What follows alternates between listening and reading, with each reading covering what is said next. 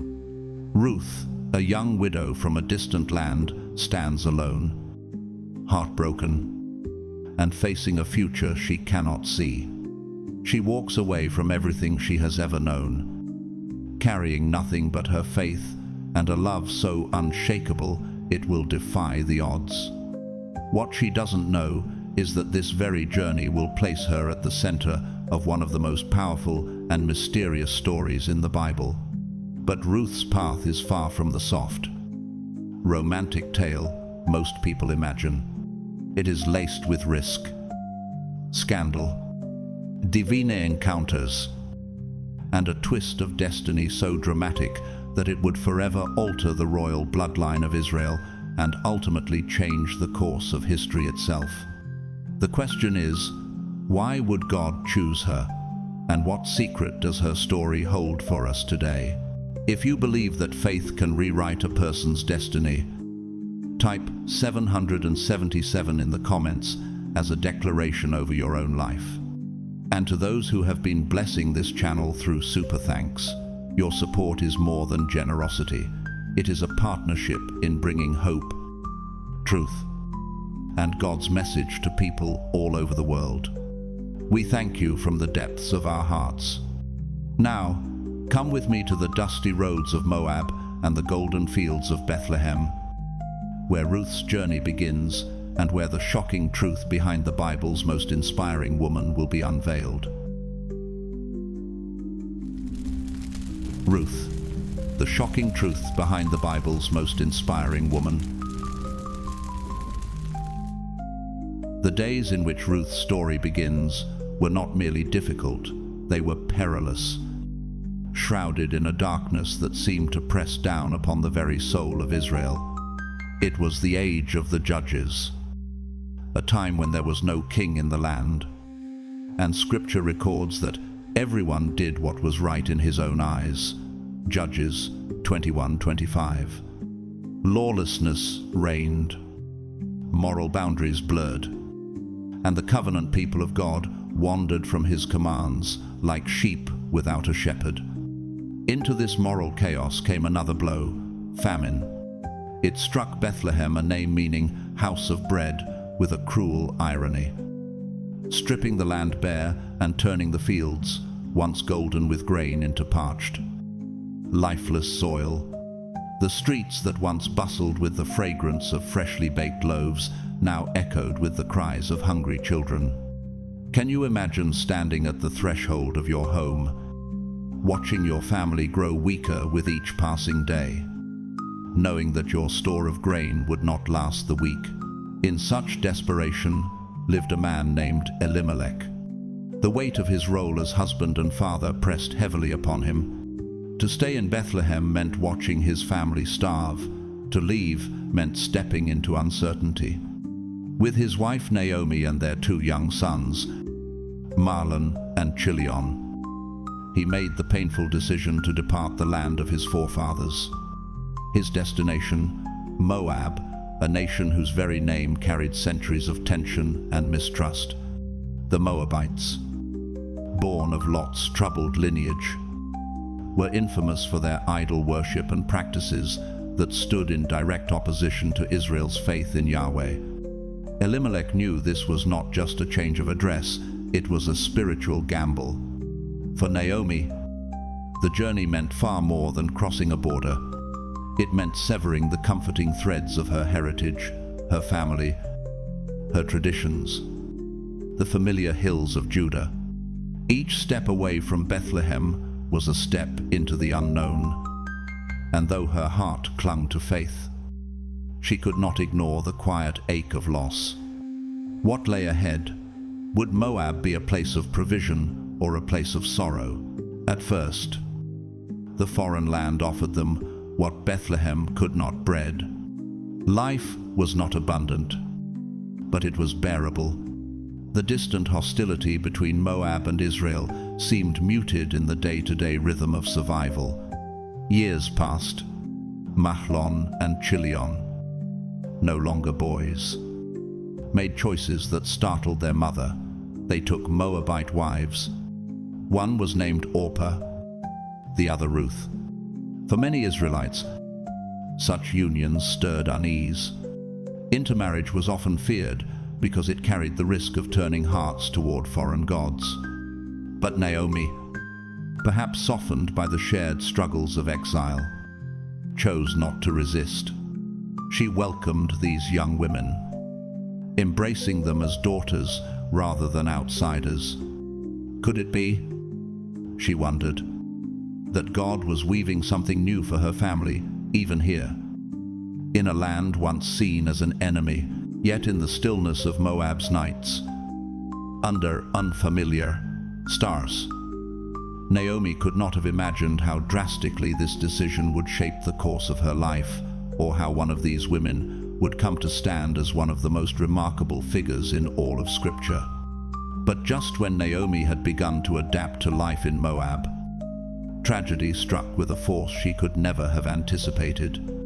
It came first, like a sudden shadow, the death of Elimelech, her husband, her anchor in this foreign land. One day she had a partner to share the burden of exile. The next, she stood alone, a widow in a place where she had no father, no brothers, no relatives to protect her. In the ancient world, a woman's safety and survival were bound tightly to the presence of a husband or male kin. Without Elimelech, Naomi's position was perilously fragile, and yet, as crushing as this loss was, it was only the beginning. Before she could regain her footing, grief struck again, this time twice. Both Mahlon and Chilion, her only sons, were taken from her, whether by illness, accident, or the slow withering of life in a foreign land. Scripture does not say, but their absence thundered in her heart, in a single, bitter sweep of time. Naomi, Orpah, and Ruth were left as three widows under one roof, their shared sorrow hanging heavy in the air.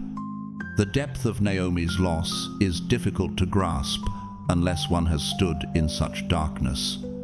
No husband, no children, no future heirs, no male voice to defend her rights in the marketplace or plead her cause at the city gate. Every thread of security had been cut, and she was adrift. Can you picture her sitting in the quiet after the burial rites, staring at the horizon, wondering if God had turned his face away? In Moab, she had no extended family to take her in. She was a foreigner, an aging widow, and every day that passed without provision was a reminder of her vulnerability. Eventually, the whisper of hope came from the only place that had ever truly been home, Bethlehem. Word had reached her that the famine there had lifted, and perhaps, just perhaps, among her own people she might find compassion and sustenance. But returning meant more than a journey of miles. It meant releasing Orpah and Ruth, her beloved daughters-in-law, to lives she believed would be better without her. The choice was not made lightly. With tears in her eyes and a heaviness in her voice, she urged them to go back to their own families, to the homes of their mothers, where they could remarry and rebuild. She blessed them with words soaked in both love and resignation. May the Lord grant that each of you will find rest in the home of another husband. These were not the words of a woman clinging to her last companions, but of one who loved deeply enough to let go. It was an act of selflessness born out of grief, a willingness to endure her own loneliness so that Orpah and Ruth could escape the bitter road she feared lay ahead in Bethlehem. What she could not yet see was how her decision, and the response it would evoke, would set in motion one of the most astonishing turns of providence recorded in Scripture. Orpah, with tears in her eyes and a heart pulled in two directions, eventually bowed to Naomi's insistence. She kissed her mother-in-law farewell, turned toward Moab and disappeared into the life she had known before returning to her people, her language, and the familiar embrace of her homeland. The path she chose was the one of safety, the one that promised stability. But Ruth stood still.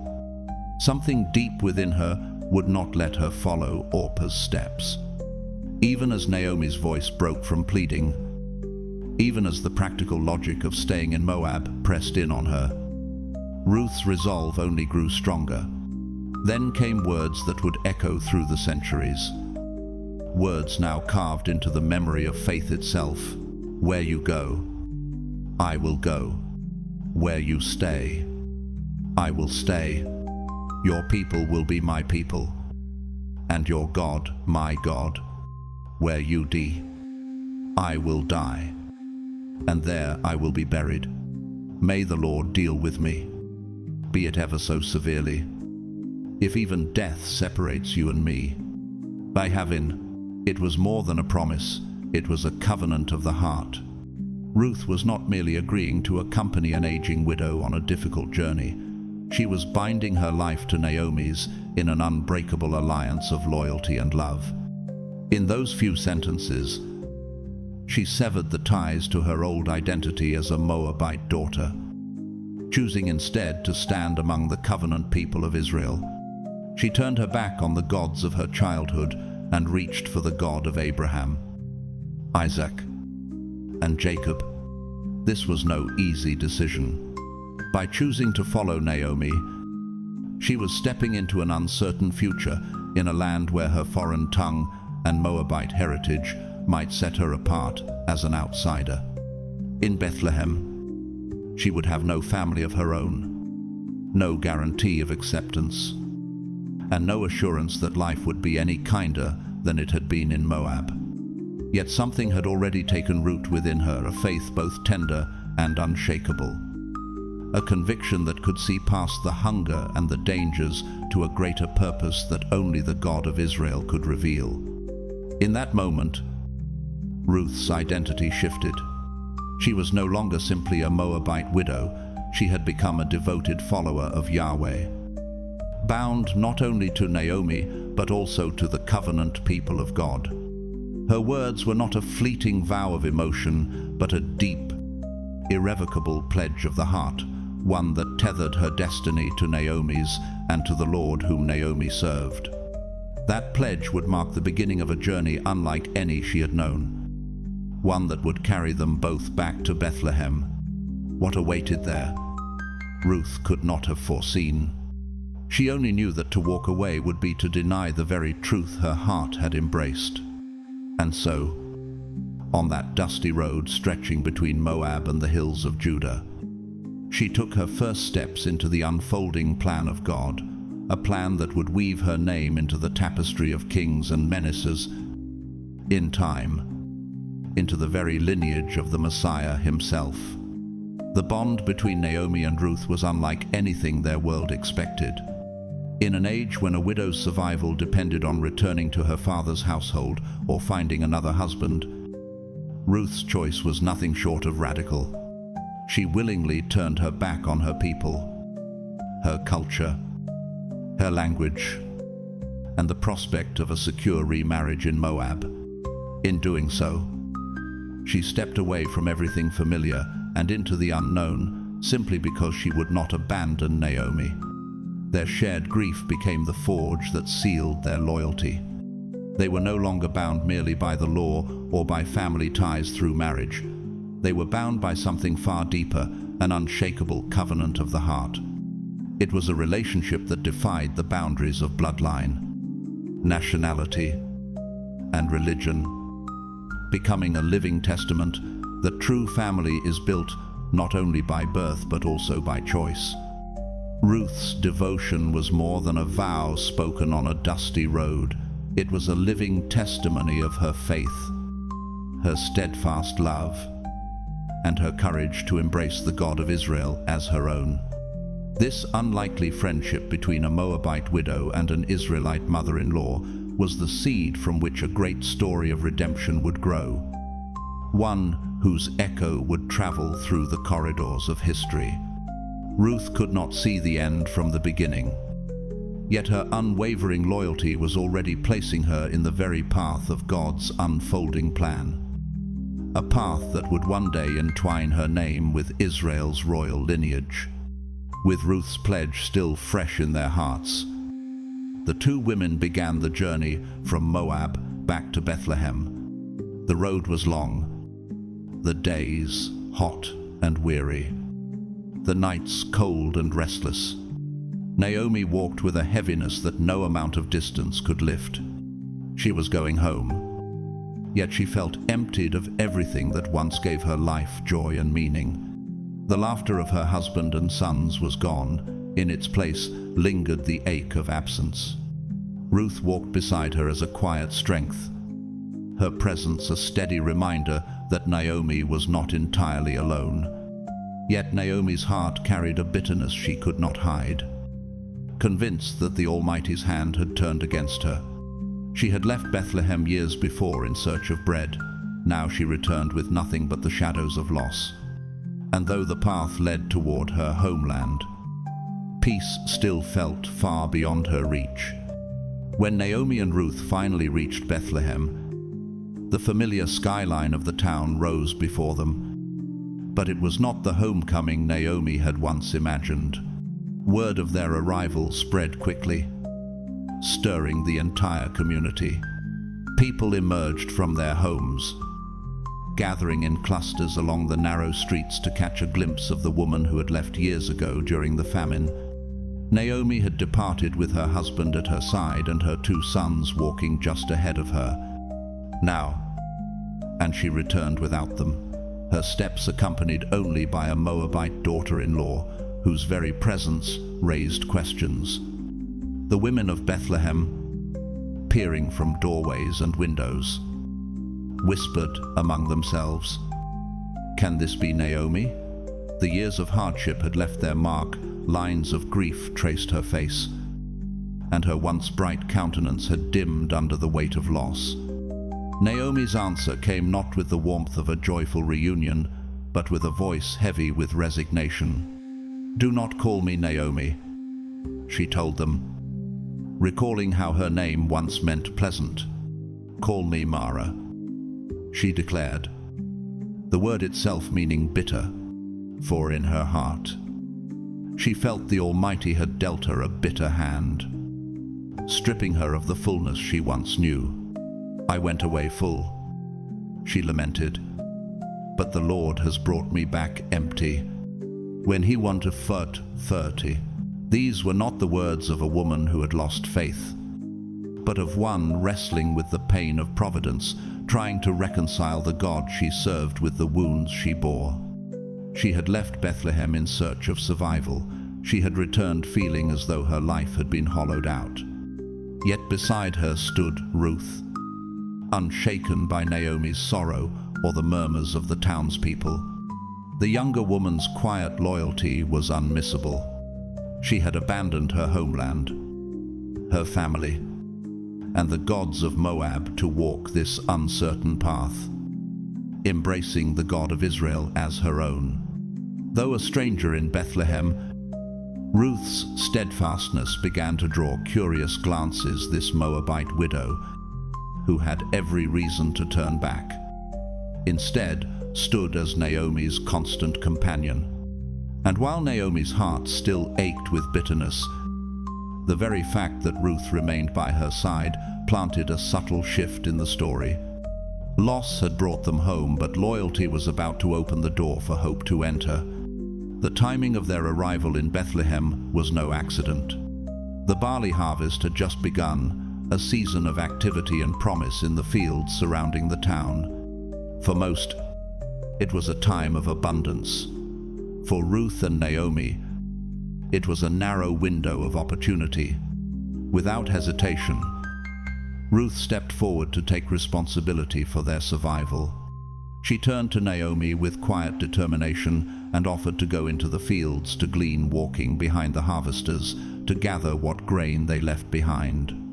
Gleaning was an ancient provision built into Israel's law, a reflection of God's care for the poor and the foreigner. As written in the Torah, landowners were commanded not to harvest the edges of their fields or pick up what was dropped, so that the needy and the stranger could gather it for themselves. It was honest but grueling work hours beneath the relentless sun, stooping again and again, never knowing if the day's effort would yield enough to fill even a small basket. Yet Ruth was undeterred. She had already left her homeland for Naomi's sake. Now she would bend her back in labor to make sure neither of them went hungry. Her steps led her, without her knowing, into a particular field. It was part of the estate belonging to Boaz, a man of standing in Bethlehem. Wealthy, yet known not merely for his possessions but for his honor, integrity, and kindness. He was, though Ruth did not yet realize it, a relative of Naomi's late husband, Elimelech. That day, Boaz came to oversee the work of his reapers. His eyes scanned the workers, noting the familiar faces, until they stopped on someone he did not recognize, a young woman gleaning diligently at the edge of the field. She moved with purpose, gathering each stalk with careful hands, her posture unbroken despite the strain. Turning to his foreman, Boaz asked, "Whose young woman is this?" The foreman explained her story in full. She was the Moabite woman who had returned with Naomi from Moab, the one whose devotion to her mother-in-law had stirred whispers throughout the town since the morning light. She had been gleaning without pause, resting only for a moment before returning to her work. Boaz's heart was moved, not with pity, but with admiration. Here was a woman who embodied both humility and courage, whose faithfulness shone in the simplest acts of labor. Approaching her, he spoke with a gentleness that carried both authority and warmth. He told her to remain in his fields, to follow close behind his female workers, and assured her that no harm would come to her. Then, with deliberate kindness, he instructed his men to let extra stalks of grain fall in her path, so that her gleaning would be fruitful beyond expectation. Ruth was taken aback by such favor. Why would an Israelite man of standing extend kindness to a Moabite widow? Her voice carried both gratitude and wonder as she asked the question. Boaz answered, not with flattery, but with truth. He had heard of all she had done for Naomi, how she had left her father, mother, and homeland to care for her mother-in-law. Her loyalty had not gone unnoticed. And then he spoke a blessing that reached far deeper than physical provision. May the Lord repay you for what you have done. May you be richly rewarded by the Lord, the God of Israel, under whose wings you have come to take refuge. Everyman whined. In that moment, something unspoken began to form a bond, woven not by romance, but by mutual respect and shared recognition of God's providence. Ruth's quiet faith and steadfast love were taking root in the hearts of those who watched her, and her presence in Bethlehem was already shifting from that of a foreign stranger to a woman whose life would become a living story of redemption. When Ruth returned home that evening, her arms carried far more than Naomi could have expected. The basket she bore overflowed with barley, far more than a day's gleaning usually yielded. Naomi's eyes widened, the weariness in her face giving way to a flicker of surprise. As Ruth set the grain down, she began to recount the events of her day, the kindness of the field's owner, his instructions for her safety, and his unusual generosity. And then, almost as an afterthought, she spoke his name, Boaz. The name fell like a spark into Naomi's heart. She straightened, her mind racing. Boaz was no ordinary landowner. He was a close relative of her late husband, Elimelech. In the fabric of Israelite life, this detail carried great weight. According to the law given through Moses, a man in Boaz's position could serve as a goel, a kinsman redeemer, one who could marry a widow to preserve the family name and inheritance. It was a provision designed to protect the vulnerable, to ensure that no family line in Israel would be erased.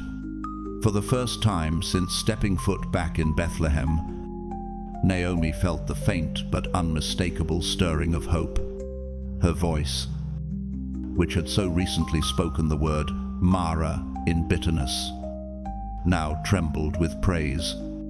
She blessed the Lord, declaring that his kindness had not failed, that he had not abandoned the living or the dead. Boaz's generosity was more than courtesy. It was a thread in the tapestry of God's providence, a sign that the Almighty was still weaving their story with care. The barley harvest had brought more than food for their table. It had brought the scent of restoration. Ruth's humility, her tireless labor, and her unwavering loyalty had led her into the path of the right man at precisely the right time. And in Boaz, they found not only a man of means, but one willing to extend grace to a foreigner and honor the sacred bonds of family duty. The pieces were quietly falling into place. What had begun as a journey back to Bethlehem, drenched in sorrow, now glimmered with the light of possibility. The road ahead was still uncertain, but the shadow of despair had been pierced by the first rays of promise. Naomi and Ruth's story was far from over, but hope, long absent, had found its way back into their home. As the final sheaves of barley were gathered and the hum of harvest began to fade from Bethlehem's fields, Naomi sensed the moment had come. The weeks of hard labor had brought them provision, but grain alone could not secure the stability Ruth needed for the years ahead. Naomi, seasoned by life's hardships and deeply familiar with the customs of her people, understood the importance of timing and the role of the goel, the kinsman redeemer. In Israel, this figure was more than a relative. He was a guardian of family honor and inheritance. It was his right and, in some cases, his solemn duty to marry a widow within the clan, ensuring that her late husband's name and property would endure. Boaz, as a close relative of Elimelech, stood within that sacred circle of eligibility. Naomi had seen his kindness, his respect, and his character, and she recognized that the path toward a secure future for Ruth might rest in his willingness to fulfill that role. Yet such matters required more than hope. They demanded a step of faith. To approach a man like Boaz with such a request was no small thing. It required the perfect balance of boldness and humility, of discretion and courage. Naomi, careful and deliberate, began to weave a plan that would honor both custom and propriety. One evening, as the cool air settled over Bethlehem, she called Ruth aside. Her instructions were precise. Ruth was to bathe, anoint herself with oil, and dress in her best garments, not to entice, but to present herself with dignity and readiness. Then she was to make her way to the threshing floor, where Boaz was winnowing barley. In the quiet of night, away from the bustle of the village, the grain would be tossed into the evening breeze, separating the precious kernels from the useless chaff. It was a place of labor, but also of privacy, a place where words could be exchanged without the weight of curious eyes. Naomi's counsel carried the wisdom of generations. Ruth was to wait until Boaz had finished his evening meal, his heart satisfied and his spirit at rest. When he lay down to sleep near the grain, guarding the harvest from thieves, she was to approach quietly, uncover his feet, and lie down there. To modern ears, The act might sound strange, even forward, but in the culture of ancient Israel, it was a respectful, symbolic gesture, a way for a woman to signal her need for protection and her willingness to be claimed under the covenant of marriage by a kinsman redeemer. By uncovering his feet and resting there, Ruth would be placing herself under his covering in both the literal and spiritual sense. This was not flirtation, it was faith in action. Every step of the plan carried risk, misunderstanding, rejection, or the loss of the fragile respect she had earned in Bethlehem. Yet Naomi's voice was steady, and Ruth's heart was resolute.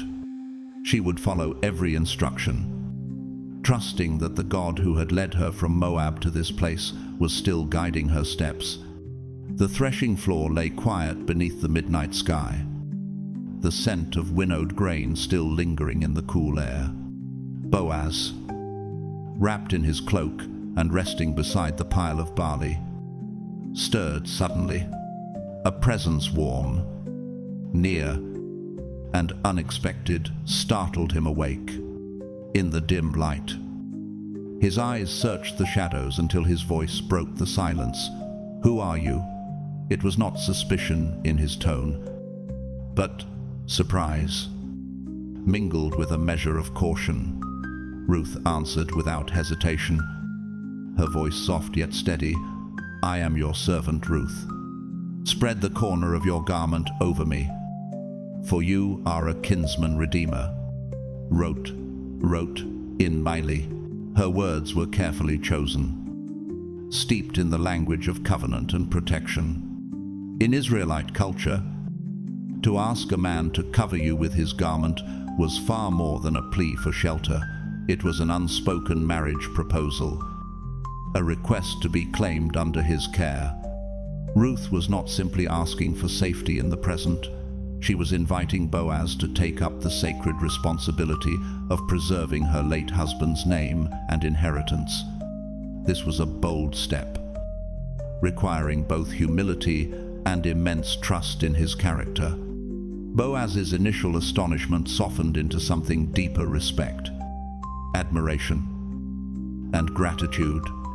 He saw clearly that this was not a gesture of romantic impulse or selfish ambition. Ruth could have sought a younger man, one with fewer responsibilities and more obvious prospects.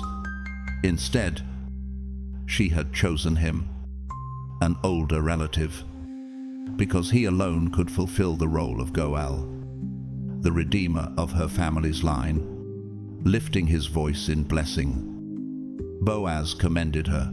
She had shown great kindness, not only to Naomi, but to him, and her actions proved she was a woman of noble character.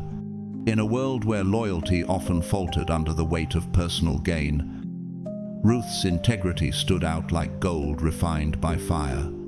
Yet Boaz was also a man of unwavering integrity. He knew the law, and he knew there was another man closer in relation who technically held the first right to act as kinsman redeemer.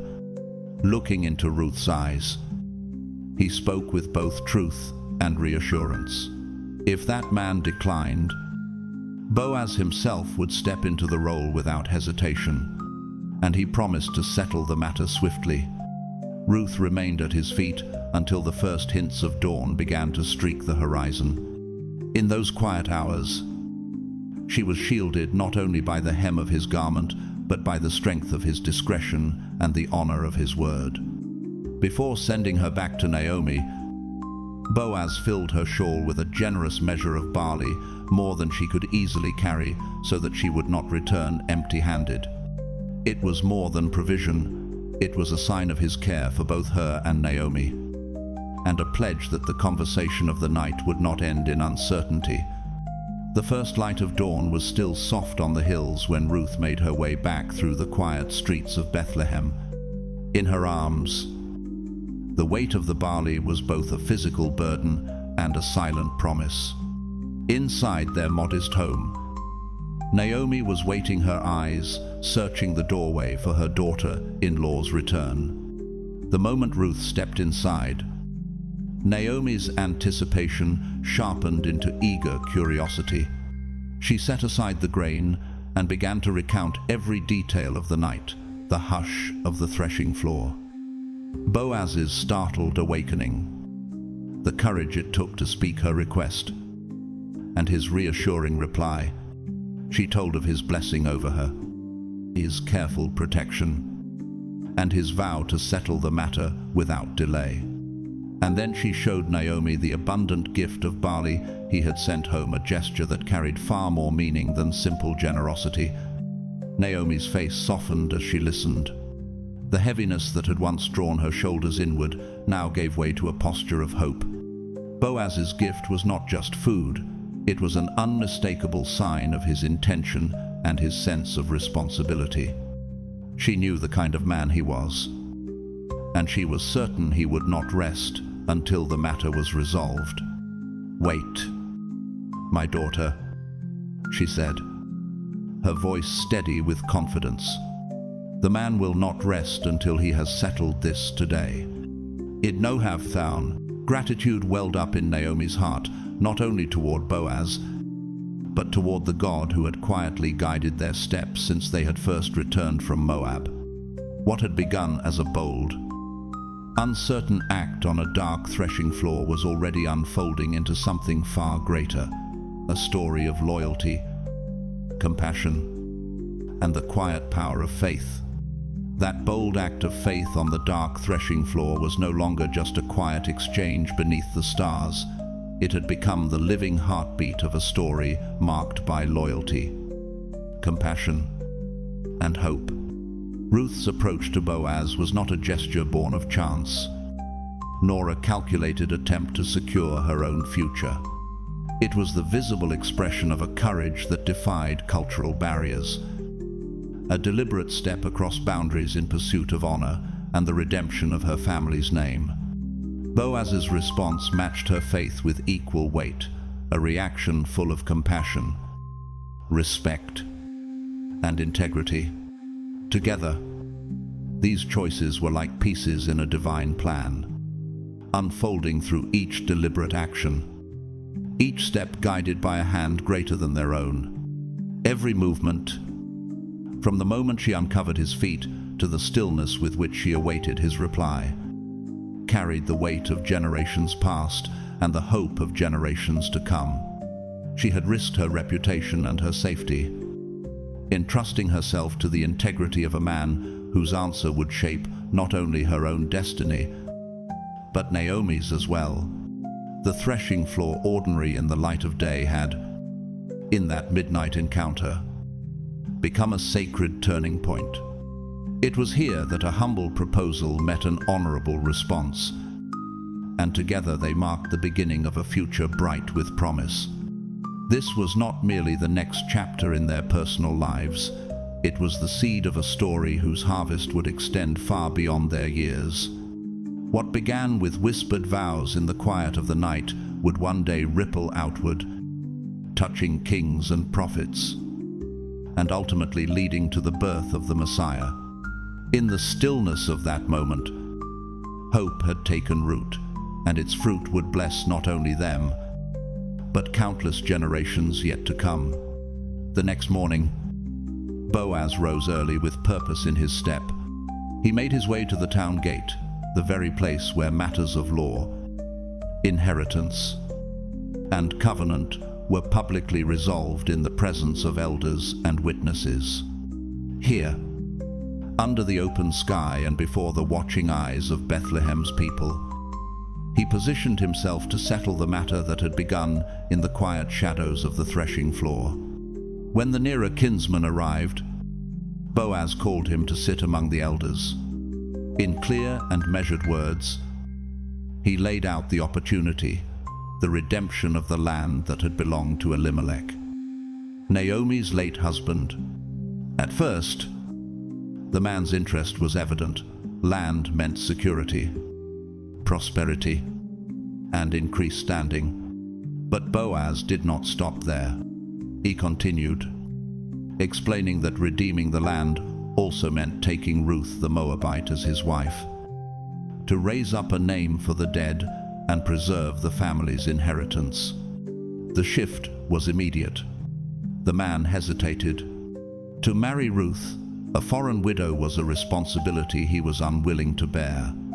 Her Moabite heritage, still a mark of separation in the eyes of many, made her an undesirable match for most Israelite men. With this, the nearer kinsman declined, formally passing the right of redemption to Boaz.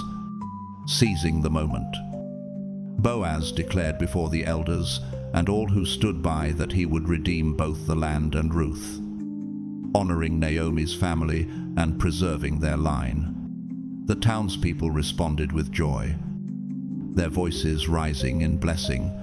May the Lord make the woman who is coming into your home like Rachel and Leah, who together built up the house of Israel, and may your house be like that of Perez, whom Tamar bore to Judah.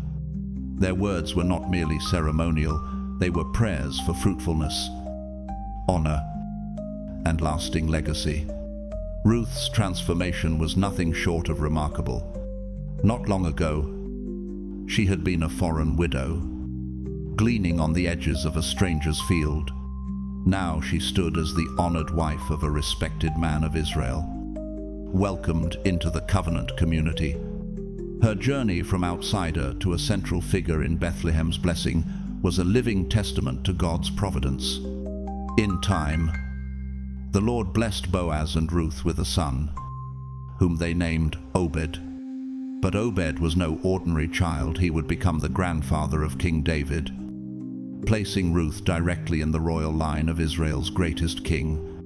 And through David, her lineage would one day lead to the Messiah himself. From the dusty road out of Moab to the honored place in Israel's history, Ruth's path had been marked by loyalty, courage, and faith.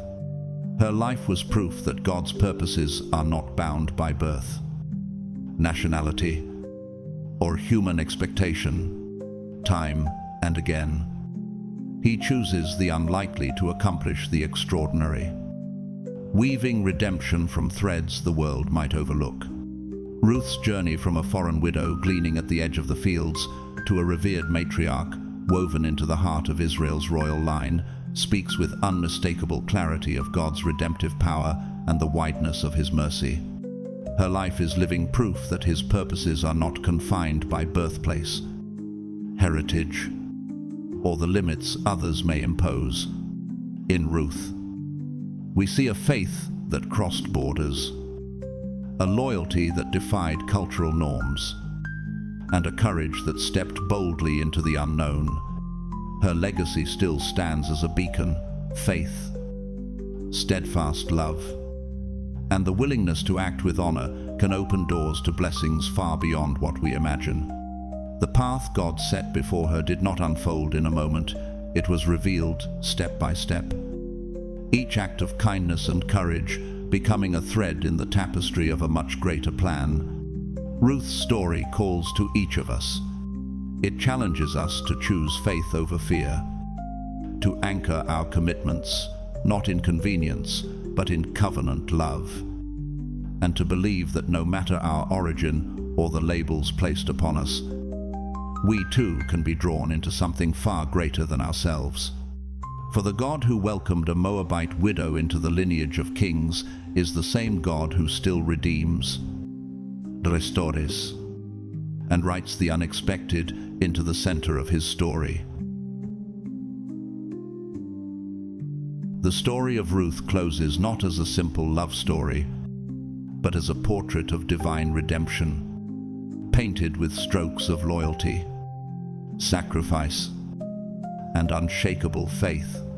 From the barren fields of Moab to the blessed home in Bethlehem, Ruth's life reminds us that God's plans often unfold in the places we least expect, through people the world might overlook. What strikes me most about Ruth is not just her happy ending, but the way she walked through uncertainty with quiet courage. She didn't know where the next step would lead, yet she took it, holding on to faith and love like a torch in the dark. In a world where it's easy to measure worth by status, wealth, or background. Ruth shows us that God measures differently. He looks at the heart, at the choices made in love and integrity. And maybe that's the part that reaches into our lives today. We, too, face seasons when the future feels uncertain, when the path ahead is unclear. Like Ruth, we may have to leave behind what's familiar, step over barriers that others think define us, and trust that obedience today will lead to blessing tomorrow. Faith, after all, is not waiting for the perfect moment. It's moving forward when all we have is God's promise. If this story has stirred something in your heart, I encourage you to live it out. Choose loyalty in your relationships. Choose courage when fear whispers, stay where you are. Choose faith even when the road is long. You never know, your next step might be the beginning of a legacy that outlives you. And if you believe more people need to hear the hope in Ruth's story, take a moment to like this video. Share it so others can be encouraged. Subscribe to the channel and click the notification bell so you won't miss the next powerful story. Drop a comment below, maybe just type 777 as a way of saying you're ready to walk in faith like Ruth. Thank you for watching, for supporting, and for being part of this journey. My prayer is that, like Ruth, you will find that when you step out in faith, you're stepping straight into the hands of a God who redeems.